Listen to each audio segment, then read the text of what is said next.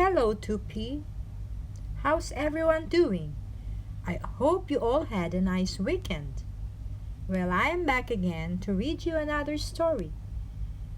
And this time it's called Joshua and the Mountain. I hope you will like this. Let's start. Joshua and the merchant sat by a warm fire. They looked up at the cold mountain. I bet you cannot survive one night on the mountain without fire, the merchant said to Joshua. If you can, I will give you 1 acre of my land. It is very cold on the mountain, Joshua said, but I will try. Joshua had always dreamed of owning land. Then he and his wife could have a farm of their own.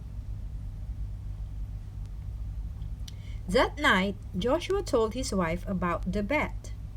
It is foolish, said his wife, but I will help you. I will build a fire at the foot of the mountain. Watch the fire. Imagine you are sitting warmly beside me and you will win. The next night, Joshua climbed to the top of the mountain. He stood on a rock with no fire. Each hour became colder. The rock on which he stood turned to ice. Then he saw his wife's fire far below. He watched it all night long. He thought about his wife and about their new farm. He survived the cold night. In the morning, Joshua climbed down the mountain. He went to see the merchant. The merchant was shocked to see Joshua. How did you do it? The merchant asked. I watched the fire that my wife made at the foot of the mountain, Joshua said. You used fire? The merchant asked. The fire was too far away to warm me, Joshua argued. But the fire saved you. You lose, the merchant said. Joshua was angry. He went to King David. King David called for the merchant. He also called for his son Solomon. Joshua told King David and Solomon about his night on the mountain. I did not have a fire of my own, Joshua said. I watched one from far away. Rules are rules, King David said. You used fire, so you lose.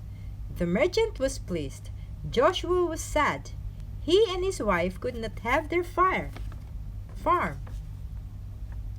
Solomon was upset. He did not agree with his father.